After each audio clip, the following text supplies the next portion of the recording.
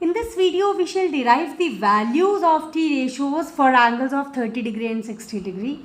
For this, let us consider an equilateral triangle ABC. And we know that each angle of an equilateral triangle is 60 degrees. So, angle B and angle C both are 60 degrees. Let us draw AP as perpendicular. Now, we know that if this angle is 90, this is 60, then angle BAP by angle sum property comes out to be 30 degrees. Let each side of equilateral triangle is 2A. So, AB is equal to AC is equal to 2A and BC is also equal to 2A. But we know that in an equilateral triangle perpendicular bisects the base. So, we shall get BP is equal to CP is equal to A. Why? This is because triangle APB is congruent to triangle APC and hence BP is equal to CP and A each. You can also let each side as A, but in that case BP will become A by 2. So just to avoid the fractions, it is my suggestion that whenever you have to let that each side of equilateral triangle, especially when perpendicular is also there, you should always let it as 2A so that we get BP as A. Using Pythagoras theorem, I find the value of AP. I get AP square is equal to 2A whole square minus A square, which gives me 4A square minus A square, that is 3A square, and value of AP comes out to be root 3A. So I get AP as root 3A. Now you see our triangle APB is complete. So from this only triangle APB, we shall simultaneously find the values of 60 degrees as well as 30 degrees. So let us consider for 60 degrees. For 60 degrees, my base is BP, which is A. Perpendicular is AP, which is root 3A, and hypotenuse is AB, which is 2A. So very easily we can write all the values for 60 degrees. I have sine 60 is equal to P by H. Some people have, so this gives me AP upon AB root 3A by 2A, and my answer comes out to be root 3 by 2, and we know that sine 60 is root 3 by 2. Let us write for cos 60. It is base upon hypotenuse, curly brown hair. Now base is BP, hypotenuse is AB. So again I get A by 2A is equal to 1 by 2.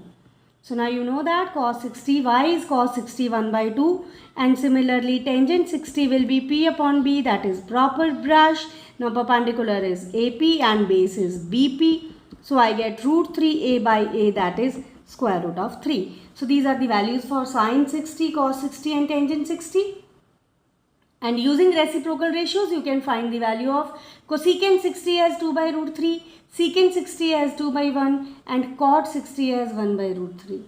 So I hope this is clear to you. Now from the very same figure, we shall derive the values for 30 degrees, right? Now see, for 30 degrees, if I have to consider this angle as 30 degrees, my base becomes now AP.